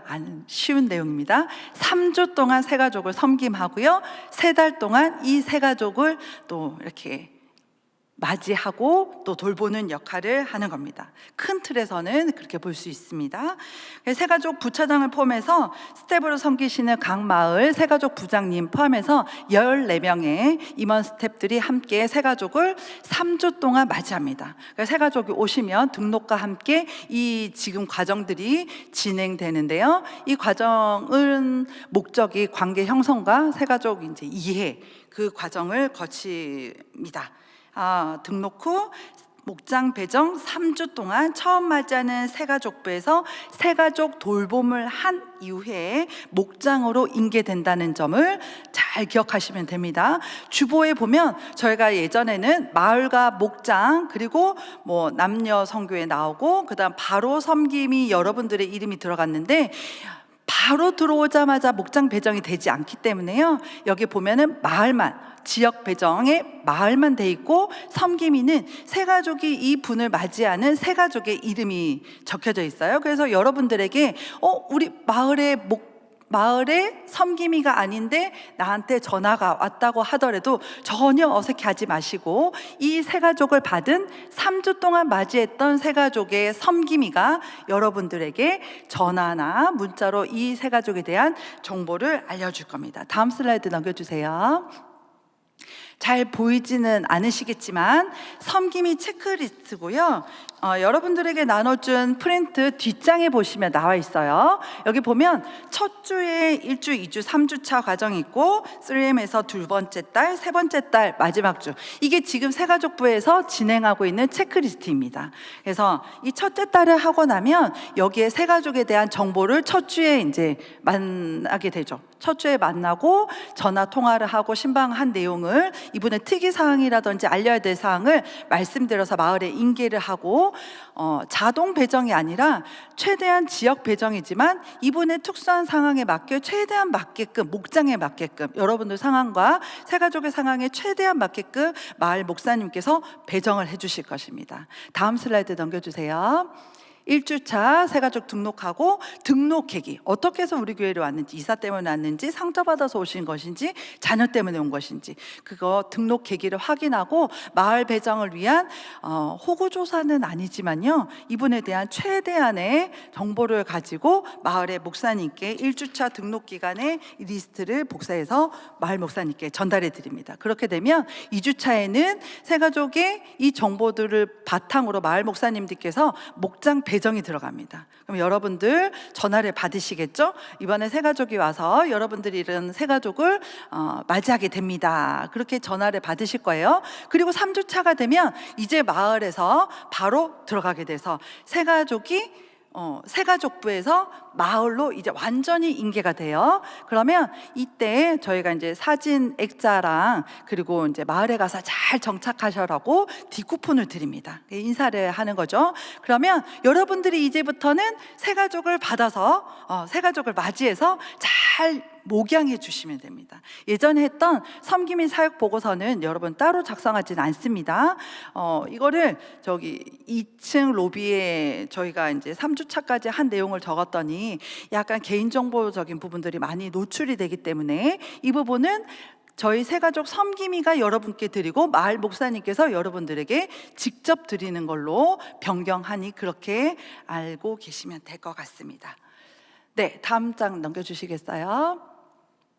이게 이제 3주차에서 여러분들이 마을에 이제 배정이 되고 난 다음에 저희 새가족부에서 둘째 달, 셋째 달 하면서 이 분들에 대한 정착 확인과 안내 사항과 여러 애로점 그리고 힘든 부분이라든지 알려야 될 부분들을 저희가 이제 체크를 해서 마을 목사님께 최종 세 번째 달이 마치고 나면 이 체크리스트가 이제 마무리가 됩니다. 그러면 여러분들은 이제 새가족을 받아서 목장 모임을 하고 계시는 상태일 거고요. 저희 새가족 섬김은 이 분에 대해서 3달 동안의 섬김을 마무리하고 또 다른 분은 계속해서 이제 받고 있는 그 상태로 계속 진행될 예정입니다. 이게 새가족부에서 이제 변경돼서 하는 내용이고요. 여러분들이 아셔야 되는 이제 새가족 섬김이 있겠죠? 다음 장 넘겨주세요. 마을 등록 2주차에서 3주차 되면 새가족을 여러분들이 이제 받습니다. 맞이하게 되면요, 이때부터는 여러분들이 기존에 했던 새가족 섬김과 달라질 거는 없어요. 내용 보시면 새가족 환영 인사하고 티타임하고 식사까지 나누시면 제일 좋고요. 마을 목사님, 장로님들 인사하고 그다음에 액자 3주차 안에 저희가 다 하지만은 그래도 혹시 누락된 부분이 있거나 연락이 안 된 부분은 저희가 체크해서 드릴 거예요. 그러면 꼭 새가족 액자 전달까지 목자님들께서 꼭 해주시면 감사하겠습니다. 그리고 목장 소개, 교회 사역 소개, 교육 훈련 소개 해서 바나바랑 중보기도 사역까지 저희 또 새가족들이 잘 정착할 수 있도록 저희 새가족부와 목자가 같이 함께 가도록 하겠습니다. 새하모까지 안내해 주시면 여러분들이 목양 사역에 큰 도움이 될 것 같고요. 마지막으로 한마디만 하고 저는 물러가겠습니다.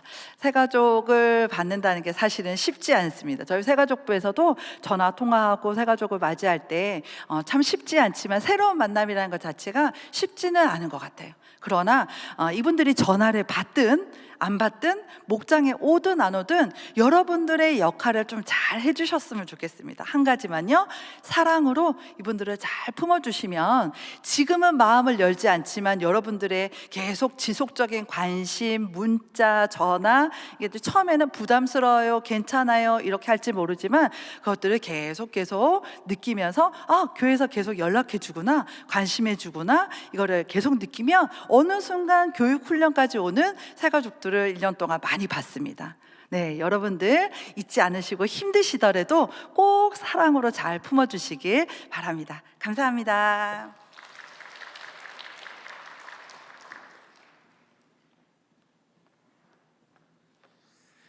네, 일마을과 전도팀을 담당하는 임선봉 목사입니다. 2026년 마을 전도 사역에 대해서 설명드리고 보고드리고자 합니다. 올해 저희가 한영혼 작정한 그 숫자는 3,914명입니다. 네, 저희와 관계에 있는 분들의 숫자라고 보시면 되겠습니다. 이분들이 멀리 있거나 가까이 있거나 상관없이 우리와 함께 관계된 분들이라고 보시면 되겠습니다. 이제 전도에 있어서 지금 많은 패러다임이 바뀌고 있는데요. 이제는 관계 있는 분들의 그 신뢰도를 통해서 예수 그리스도를 증거하는 그것들이 가장 효과적으로 전도가 되고 있는 그 트렌드를 보면서 마을에서 어떻게 전도를 해야 될까 전도팀들이 함께 논의하고 상의하는 시간들을 상반기에 보내고 있습니다. 그래서 저희가 함께 전도의 시간들을 잘 이루어가기 위해서, 그리고 교회 안에 전도의 이 과정들을 잘 세워나가기 위해서 함께 전도팀들이 각자 가지고 있는 장점들을 활용하고 또 서로를 돕고 보완하는 방법들을 고안해서 함께 연합해서 사역을 하며 나아가기로 결정하고 있습니다. 그것을 위해서 우리 마을에서도 함께 이 전도 사역에 동참해 주시고 함께 해 주시면 감사할 것 같은데요. 크게 두 가지 사역을 마을에서 함께 담당하고 계셨던 것을 조금 개편하고 수정한 것들을 안내해 드리고자 합니다. 첫 번째는 저희가 행복 모임에 대해서 진행을 하고 있는데요. 이 행복 모임은 행복나눔 축제까지의 기간 동안 게스트를 모시고 VIP를 모시고 계속해서 10주 동안 진행하는 프로그램이죠. 그래서 다음 장 넘겨주시면 행복나눔 축제가 상반기에는 5월 22일에 있습니다. 그래서 이것을 역행해서 10주 동안 스케줄링을 하면 3월 9일부터 이 행복 모임이 시작이 됩니다. 그런데 기존에 시작했던 행복 모임들은 뭔가 해야 돼서 의무적으로 하셨던 부분들이 있다면 저희가 행복모임 팀이 모여서 함께 기도하고 상의한 것은 진짜로 행복한 모임을 만들어 보자 라는 이야기들을 했습니다. 그동안 행복하셨던 것들을 조금 덜 느끼셨다면 이번에는 진짜 행복한 것을 하실 수 있도록 도와드리자라는 것을 함께 논의했습니다. 그래서 다음 장 넘겨주시면요, 행복 모임에 대해서 간략하게 다시 한번 정의를 내리면요, 관계존들을 위한 소그룹 모임이 행복 모임입니다. 그래서 저희가 관계된 어떤 한 분을 잘 섬기는 것, 그래서 섬김과 사랑으로 예수 그리스도까지 잘 안내하고 인도하는 것이 이 행복 모임의 가장 중요한 취지입니다. 그래서 이 행복 모임을 더 집중하고 한 영혼에게 잘 그 사랑을 전하기 위해서 집중과 선택을 좀 하기로 했습니다. 그래서 다음 장 넘겨주시면요, 행복모임 안내 첫 번째는 각 마을당 최대 2팀까지만 자원하실 수 있도록 저희가 제한을 두려고 합니다. 그래서 없는 마을이 있으실 수도 있는데요, 없으면 없는 대로 저희가 가기로 했습니다. 그래서 원하지 않으시면 하시지 않으셔도 됩니다. 그런데 제가 뒤에 설명드릴 테지만 서로 하고 싶게 저희가 만들어 놨습니다. 네. 그래서 정말 행복하게 모임을 하고 싶은 분들만 저희가 모집해서 전폭적으로 지원을 해드릴 예정입니다. 두 번째는요, 행복나눔 축제까지 10주간 운영을 합니다. 그래서 5주를 나눠서 1단계, 2단계 주차별로 미션을 수행하면서 이 시간들을 보내도록 할 예정인데요. 다음 장 넘겨주시면요, 1단계 5주차까지 뭘 하는지 저희가 미션을 정해놨습니다. 그 전에 책자를 가지고 조금 어렵게 접근하셨던 부분들이 있다면 그것을 활용하셔도 좋지만 더 가볍게 교회의 문턱을 더 가볍게 넘어설 수 있도록 저희가 방법을 고안했습니다. 그래서 관계전도의 시작을 티타임으로 맺고, 두 번째 주차에는 식사를 하고, 세 번째는 이제 3, 4월 되면 벚꽃이 피잖아요. 그러면 나가서 사진도 찍으시고, 그리고 4주차에는 MBTI나 그런 것들을 통해 서로 알아가고, 5주차에는 원데이 클래스를 교회에서 함께 하는 것들을 방법을 지금 연구하고 있는데요. 따로 가셔도 됩니다. 그래서 공방에 가서 키링 만들기 뭐 이런 것들을 하면서 함께 교제하고, 그때 1단계를 종료할 건지 아니면 그 다음 단계로 계속할 건지를 VIP에게 선택할 수 있도록 선택권을 주려고 합니다. 그래서 만약에 거절하실 수도 있거든요. 근데 이것을 왜 하냐면요, 관계 전도이기 때문에 이것을 반드시 해야 됩니다. 전도 때문에 VIP와 기존의 관계가, 일반적인 관계가 깨져서는 안 되거든요. 그 관계를 지켜드리면서 예수님을 전할 수 있는 기회를 다음에 또 만들어야 됩니다. 이것 때문에 관계를 놓쳐서는 안 되기 때문이죠. 그래서 1단계까지만 하셔도 됩니다. 그래서 1단계까지만 하신 분들은 그 다음 VIP를 위해서 또다시 1단계를 하시면 됩니다. 그래서 1단계를 계속 반복하셔서 10주를 하셔도 되고요. 두 번째로 계속하기를 원하시는 분들은 그 다음 장 넘겨주시면 2단계가 있습니다. 그래서 2단계 나의 신앙 이야기, 고민 상담 들어주기, 그리고 행복에 대해서 질문해보고 나눠보기, 네, VIP를 위한 기도 제목도 받고요. 그리고 행복나눔 축제 티켓을 이번에 좀 제작을 해서 정말로 비싼 표라고 하면서 줄 겁니다. 네, 정말 구할 수 없는 표라고 하면서 줄 겁니다. 그래서 정말 초대받는 느낌으로 그렇게 VIP를 초청해서 행복나눔 축제에 참석하도록 그렇게 한 다음에 후속으로 그 VIP들이 한 번 더 교회에 오셔서 함께 교제할 수 있도록 저희가 방안들을 만들었습니다. 행복모임 행복모임 전체 일정은요, 세 번째 페이지에 나와 있는데요. 네, 이렇게 진행이 됩니다.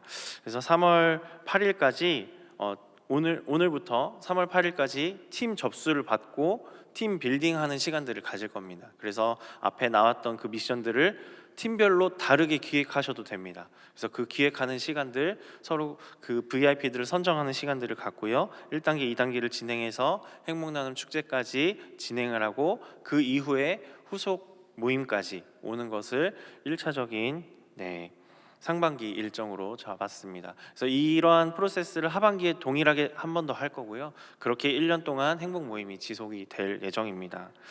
다음 장 보시면 한영혼 전도대가 또 수요일에 저희가 함께 운영되고 있는데요. 다양한 형태로 흩어져서 사역들을 하고 계셔서 저희가 함께 모여서 기도하고 그 방향대로 그렇게 나아가기로 했는데요. 특별히 계속 하시던 것들은 계속 하시는데요. 저희가 차전도 하시는 팀들이 조금 전도의 방식을, 그리고 시간대와 포지션을 다 바꾸기로 했습니다.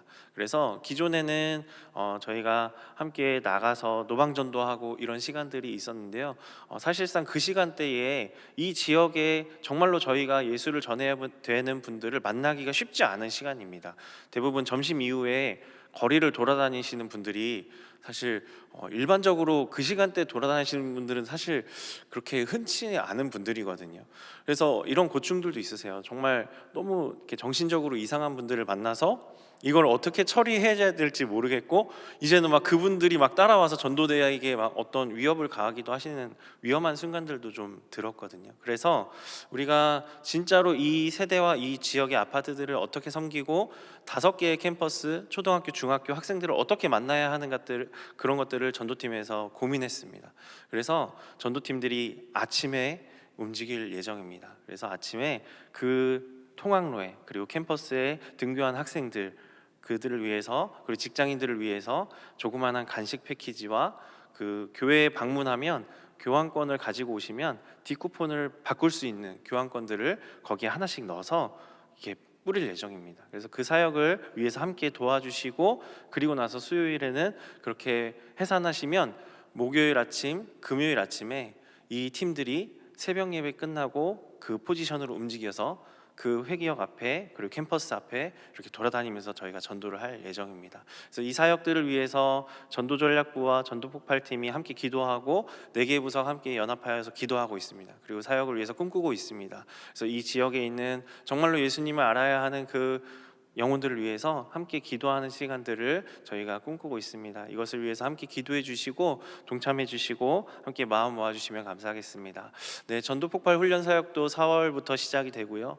이것을 위해서 함께 기도해 주시면 감사하겠습니다. 전도폭발 팀도 예수님에게 나아갈 수 있도록 복음 제시하는 그 훈련들이 반드시 필요한 팀인데요. 이 사역들이 더 넓혀져서 특수한 사역지까지도 갈 수 있도록 지금 함께 연구하고 있습니다. 그래서 정말로 예수님의 복음이 필요한 분들을 직접적으로 만날 수 있는 루트들을 지금 계속 연구하고 있습니다. 그래서 이 사역에도 함께 해주시고, 또 훈련생으로 함께 들어와서 누구든지 예수를 만나야 되는 사람을 만났을 때에 예수님을 전할 수 있는 무기가 우리에게 있어야 한다는 것을 우리가 함께 기억하시면서 이 사역도 함께 기도해 주시면 감사하겠습니다.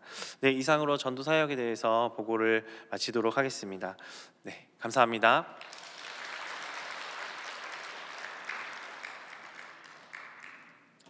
예, 새가족과 전도 사역을 잘 설명해 주셔서 감사합니다. 마지막으로 우리 오늘 개강을 맞이하여서 우리 김영준 담임 목사님께서 나오셔서 우리 권면의 말씀 해주시고 또 교회 소식도 전달해 주시기 해주시면 좋겠습니다. 나오실 때 우리 목사님 박수 한번 부탁드립니다.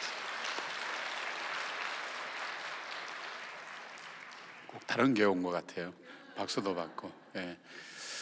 금년에는 이제 여러 가지 면에서 굉장히 많이 희망을 갖게 됩니다. 한 11개 목장이 분가를 하게 되고 새로운 목자가 30명 정도 이렇게 세워지는데, 이게 이제 우리 목자들이 갖고 있는 고충이 뭐냐면 한 번 목자 되면 영원한 목자가 되어서 벗어날 수가 없다고 이제 그런 고민들을 많이 하세요. 그래서 목자의 어떤 기간을 일단은 3년이면 3년 그 정도로 정하고 1년간은 이제 중보기도나 다른 훈련을 받을 수 있도록 그렇게 시간을 좀 드리고 다시 또 투입될 수 있도록 그렇게 이제 제도적으로 좀 바꿔 나가려고 합니다. 안 그러니까 한번 목자 되면 이거 한번 잡히면 이거 죽을 때까지 해야 되니까 전부 더 힘들어하세요. 그래서 그런 쉼에 대한 시간, 그리고 새로운 분들이 많이 개발이 돼야 돼요. 그래서 이번에 부부 목자하고 신혼 목자 마을하고 해서 저희 교회 지금 성장하는 데는 부부하고 신혼 마을밖에 없어요. 다른 일반 기존 마을은 별로 변동이 없어요. 이거는 왜냐하면 재생산이 안 되고 우리가 전도가 안 된다는 것은 정체되어 있단 말이에요. 정체되어 있으면 너무 지쳐요. 그래서 부부 마을에서 이렇게 각 마을에도 부부 마을을 만들고 그다음에 부부 마을 중에는 나홀로 목자도 있어요. 목원들이 없어요. 자기가 전도하고 그분들 또 함께 만나지고 또 새로운 분 오면 연결시켜서 목장을 만들어가는 거예요. 주일날 저녁에 말씀드린 것처럼 태어날 때 하고 성장하는 걸 보면 얼마나 기쁜지 몰라요. 그 기쁨 없으면 목자하는 거 정말 힘듭니다.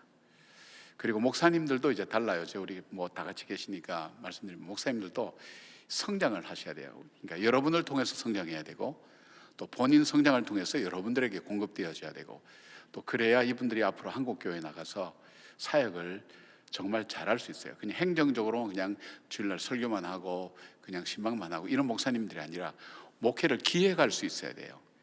기회를 하고 기획을 하고 거기에 대한 열정을 가지고 할 수 있는 목사님들이 되어야 교회가 변화가 되는데, 요즘 교회가 침체되니까 목사님들 만나보면 아예 그런 의욕 자체를 갖지 않아요. 큰 교회에서 그냥 지원받아가지고 그냥 생활하고 자기들 생활하는 그것이 우선되어가는 트렌드가 그렇게 되고 있는 거예요. 그래 되면 목회자로서 나중에 나이가 들어서 이제 삶을 이렇게 정리할 때 굉장히 후회하게 돼요. 그렇게는 할 수 없잖아요. 지금 우리 교회에서 훈련받은 분들은 여기 있을 때 고생을 많이 했지만 나가서 사역들을 참 잘하세요. 당황하지 않아요. 제가 그런 얘기는 해요. 10년간은 교회에서 한 그대로 해도 충분히 교회 성장한다. 그리고 그 다음부터는 당신이 갖고 있는 특징을 가지고 만들어야 된다. 그렇지 않으면 안 된다. 10년간은 이 10년이라는 시간이 굉장히 중요하거든. 첫 10년이. 그래서 우리 목사님들 훈련이 돼야 돼요. 그러니까 목사님들에게 제가 부탁하는 것은 해왔던 대로 개미 뭡니까 다람쥐 쳇바퀴 돌듯이 그냥 매뉴얼대로 그렇게 하지 말고 생각을 하래요. 생각을. 내가 맡은 일에 대해서 어떻게 이것을 하나님이 기뻐하시는 일로 할 것인가는 생각을 하고 디자인을 해보라고 얘기합니다. 책임은 담임 목사가 지지만 실험을 하고 시도를 해보는 것은 본인들이 하셔야 돼요. 그렇지 않으면 여기에 그냥 공무원처럼 머물렀다가 가게 되는 거예요. 그래서 제가 부탁은 왜 이런 말씀드린가 하면, 목사님에 대해서도 말씀을 드리려고 하는 것도 있지만은 목사님들이 목사님을 괴롭히셔야 돼요. 무슨 말씀인지 알죠? 안 그러면 이분들이 안 움직일 때가 많아요. 목사님들마다 천차만별이에요. 우리 교회 목사님들은 그런 분 안 계시지만은 이게 참 어려워요. 그래서 요청을 하셔야 돼요. 목사님 이 가정은 돌아보셔야 돼요. 이 가정은 한 달에 한 번이라도 전화를 해주세요. 제 힘으로는 좀 부족해요. 목자님들이 구석구석 알잖아요. 그렇게 해주셔야 돼요. 그렇게 안 하면 여러분들이 목사님들을 죽이는 것과 마찬가지입니다. 그래서 목사님들도 피곤하잖아요. 힘들기도 하고 어렵기도 하고 쉬기도 하고 여러 가지 많은 이제 마을 식구들을 만나니까. 그런데 목자님들이 그렇게 하셔야 돼요. 제가 이제 중보기도에 대한 얘기를 할 때도 그래요. 우리가 주일마다 이렇게 회의하면서 중보기도를 정하라 그래요. 근데 의욕이 없어. 둘 중에 하나예요. 하나는 중보기도를 안 믿든지, 하나는 의욕이 없든지. 자기가 정말 이걸 중요하다고 생각하면 중보기도 기도 제목 내놓을 때 자기 부서, 자기가 맡은 사역에 대한 것을 내놓을 수밖에 없어요. 기도의 능력을 믿는다면, 자기 힘으로 할 수 없다면. 근데 이게 없으면 사실상 목회는 끝난 거예요. 왜 이런 말씀을 드리는가 하면, 목회자에 대한 어떤 퀄리티나 사명감이나 열정이 많이 없어져 가요. 그래서 우리 목사님들이 많이 목사님들 괴롭혀야 돼요. 괴롭히다 그러니까 너무 고통스럽게 생각하시는 것 같은데, 표정들이 달리 그게 아니라 목사님을 일깨워서 같이 그분들 돌아보셔야 돼요. 왜냐하면 저는 이제 이 목사님들이 이렇게 보고서를 받아요. 그러니까 저도 이제 사역을 하면서 하루에 10가정 이상씩 신방을 했어요. 10가정 이상 신방하려면 새벽에 병원 신방만 한 2-3군데 해야 되는 거예요. 오전하고 오후하고 저녁까지 퇴근할 때까지 해야 하루에 10가정 이상씩 해요. 그 하여튼 업무적으로 계속했어요. 근데 하다 보면 옛날에는 컴퓨터도 아니에요. 먹지 깔아가지고 하고 원본은 목사님 드리고 그 다음에 사본만 제가 보관하고. 근데 제가 거기 하면서 이제 느낀 게 뭐냐 하면 힘들죠. 보고서 쓰는 게 되게 힘들어요. 근데 쓰게 하는 이유 중에 하나가, 제가 그 보고서를 한번 3개월마다 쭉 제가 보는 걸 살펴보고 전화를 반드시 해드려요. 제가 있었던 교회가 무학교인데 산동네거든요. 이분들은 한 번이라도 더 터치되기를 원해요. 목사님들하고 연결되기를 원해요. 지금 요즘 이번에 목회 트렌드 그 보니까 교인들의 많은 분들이 목사님들하고 직접 연결되기를 원하는 분들이 굉장히 많아요. 그만큼 갈망하는 거예요. 연세 드신 분들 외롭단 말이에요. 힘들고 이 나홀로 세대들이 많기 때문에 한 번씩 이렇게 터치해 주는 게 중요해요. 그래서 한 3개월, 또 힘든 분들은 한 보름 이렇게 해서 했더니 그분들이 너무너무 좋아하시는 거예요. 교회를 안 떠나요. 좀 죄송한 표현이지만 믿거나 말거나 제가 맡았던 그 마을이요. 그때는 이제 교구라 그랬죠. 교구가 가장 많이 성장했어요. 그리고 제 같은 경우는 어떻게 하는가 하면 주일날 오면 예배 시간에 쭉 한번 돌아봐요. 제가 신방했던 곳은 이분이 나왔는지 안 나왔는지 다 알게 돼요. 그러니까 뒤에 안내를 하기 위해서 뒤에서 뭐 서 있고 의무적으로 그게 아니라 저는 뭐냐면 오늘 이 식구가 나왔는지 안 나왔는지 그거 살피기 위해서 예배 시간에 사회 보면서 쭉 보고요. 그 때문에 무학교육 한 2,000명 넘었으니까 적은 숫자는 아니죠. 보고 그 다음에 안 나왔으면 주일날 바로 전화해요. 너무너무 좋아해요. 보통 그냥 지나면 뭐 왜 간섭하려고 전화했어요? 뭐 감시해요? 뭐 그러지 않아요. 오늘 안 보이시던데 어떻게 된 거예요? 그러고 멀리서도 쫓아와요. 사실 우리가 예수님 보러 오지만은, 예수님 만나러 오지만은 사실상은 목사님 만나러 와요. 자기하고 대화하고 알 수 있는 목사님 만나러 와요. 근데 그 목사님이 이렇게 관심 갖고 터치해 준다는 거 굉장히 중요한 거예요. 그 역할들을 할 수 있도록 중간 역할을 우리 목사님들이 해주셔야 돼요. 목사님 이 가정 전화 한번 해주세요. 메모하고. 아픈 환자 있으면 하는데 저는 부탁드려요. 여러분이 목자로서 사역하는 게 참 어려운 줄 알아요. 근데 본인에게 은혜가 없으면 이 사역 못합니다. 내가 힘들어 죽겠는데, 왜냐하면 인생살이가 쉬운 사람이 어디 있어요? 시간 남는 사람 어디 있어요? 내가 힘든데 왜 이 사역하느냐 뭐 이런 생각하는데 여러분에게 이 은혜가 있어야 돼요. 하나님께서 내게 주신 은혜. 근데 은혜가 어디서부터 오는가 하면 기도에서부터 와요. 기도하세요. 저는 신방 안 해도 괜찮고 보고서 안 써도 괜찮아요. 힘들면, 어려우면. 그런데 기도는 꼭 하세요. 기도는 꼭 하세요. 기도하니까 본인도 살고 그 마을도 살아나더라니까요. 목장도 살아나요. 기도하세요. 꼭 기억하세요. 딴 거 안 하셔도 괜찮아요. 힘들면. 뭐 하라고요? 기도 꼭 하세요. 그래서 전화 안 해도 괜찮고, 제가 지금 극단적인 얘기를 하는 거예요. 너무너무 힘들어서 나 못하겠다, 내 일도 너무 힘들다 그럴 때 아무것도 안 하셔도 괜찮으니까 기도하세요. 그리고 마을 사람들 하나하나 목장에 있고 가족들 하나하나. 근데 가장 중요한 게 제가 가끔 이제 교족부 이런 게 보면 신방 안 받은 집이 너무너무 많아요. 목자님들도 편한 사람, 관심 갖고 잘 받아준 사람을 대하고 싶은 마음이 당연한 건데, 근데 사실은 그런 분들이 정말 중요한 분들이에요. 꼭 신방이 필요하고 터치가 필요한 분들이에요. 그러니까 여러분 눈에 안 보이는 사람, 지금 우리 교회들 보면 이 안 보이게 사라진 사람들이 너무 많아요. 제가 보면서 옛날에 같이 계셨던 분들이 안 보여, 근데 어디 간지 몰라.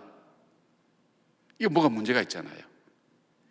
떠나는 분들을 더 잘 해드려야 돼요. 떠나는 분들을 축복하고 선물도 하나 더 드리고 잘 떠나실 수 있도록. 그래야 저쪽 교회 다른 데 가서도 교회를 나가고 교회 생활도 잘 하세요. 그리고 이쪽으로 이사 올 때 다시 나오게 되고, 그 다음에 이사 오는 사람들에게 교회를 소개하기도 돼요. 그렇게 되는 거예요. 그러니까 여러분들이 그 역할들을 하셔야 돼요. 제가 여러 가지 말 많이 했지만은 꼭 한 가지만 부탁할게요. 뭐 하라고요? 기도하세요. 하나님께서 여러분 기도 못한다 그래도 종이에 적어놓고 읽으세요. 이렇게 읽으세요. 그리고 아침에라도 시간 나면 냉장고에 그 목장에 아픈 사람 있으면 한번 쭉 읽으세요. 주님 이렇게 쭉 한번 읽으세요. 그건 할 수 있잖아요. 5분이면 되잖아요. 하루에 5분 낼 수 있죠. 억지로라도 5분은 할 수 있죠. 대답 좀 해보소. 그죠? 그렇게 좀 하시라고요. 읽기만 해도 읽으세요. 그렇게 할 때 제가 이제 목회 저도 이제 마무리해야 될 때가 되었으니까 보면 사람이 사람을 못 바꿔요.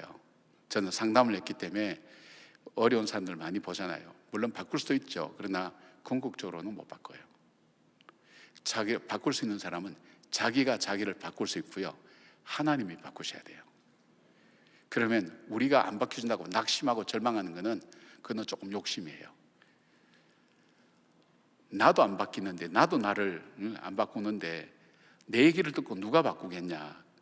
그게 현실이에요. 그러니까 어떻게 해요? 기도하세요. 할 때 하나님께서 나에게 기쁨 주시고 은혜 주세요. 그 은혜 때문에 할 수 있는 거예요.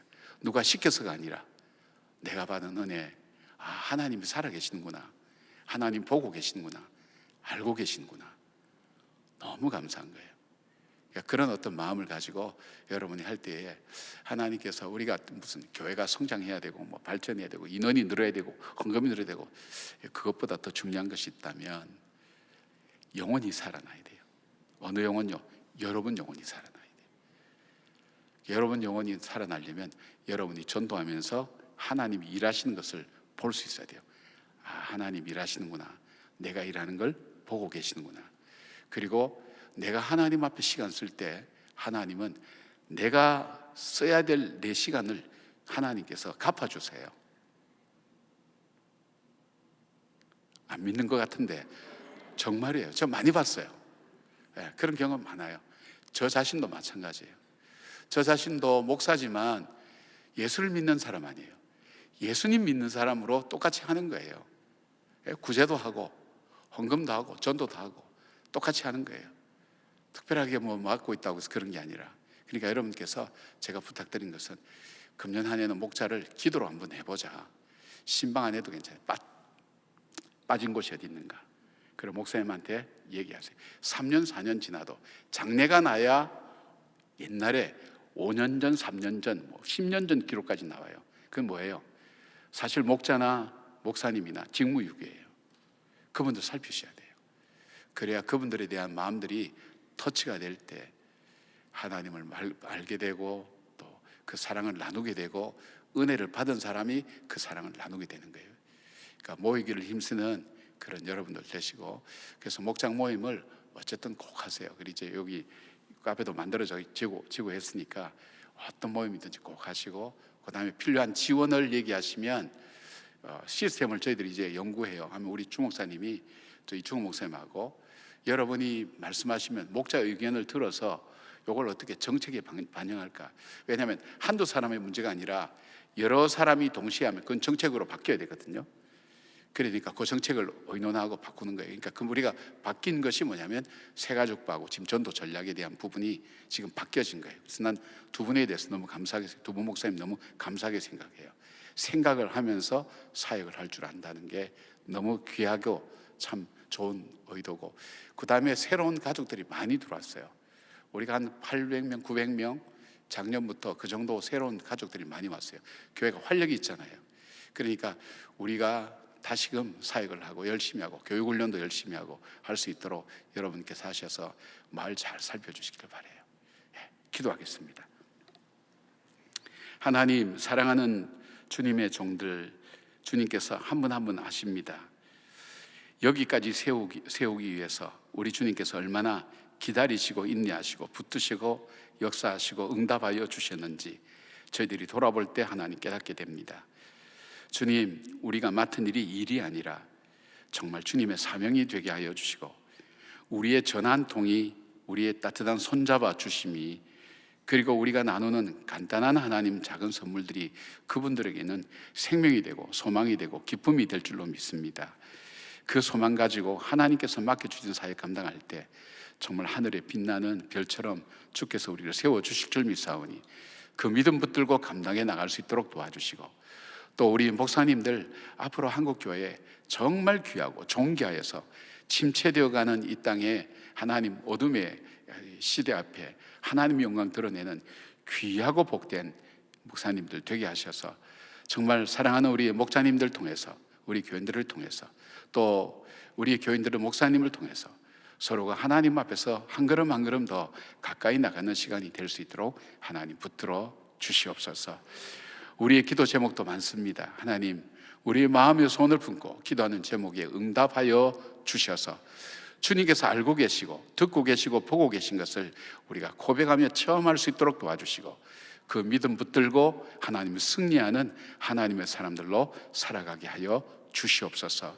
마음마다 부흥의 귀한 역사들이 있게 하시고, 정말 한 번도 터치되지 못한 분들이 하나님 주님의 사랑을 하나 우리 목자님들을 통해, 목사님들을 통해 사랑을 받고 느낄 수 있도록 도와주시고, 하나님 저들이 교회만 왔다 갔다 하는 저들이 아니라 공동체 안에서 하나님 주신 사랑을 함께 고백할 수 있는 살아있는 공동체가 될 수 있도록 저희들을 붙들어 주시옵소서.